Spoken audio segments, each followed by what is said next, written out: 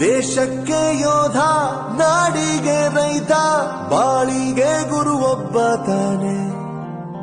ಅಕ್ಷರ ಕಲಿಸೋ, ಅಜ್ಞಾನ ಅಳಿಸೋ, ಅವನೂನು ಅನ್ನದಾತಾನೆ. ತಪ್ಪು ಸರಿಯ ತಿದ್ದಿ ತಿಳಿ ಹೇಳಿ ಸಮಬುದ್ಧಿ ನಮ್ಮ ಚಿತ್ತ ಶುದ್ಧಿಯಾಗೋ ಹಾದಿ.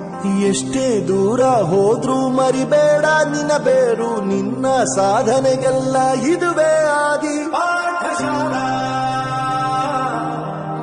ಪಾಠಶಾಲಾ ಪಾಠಶಾಲಾ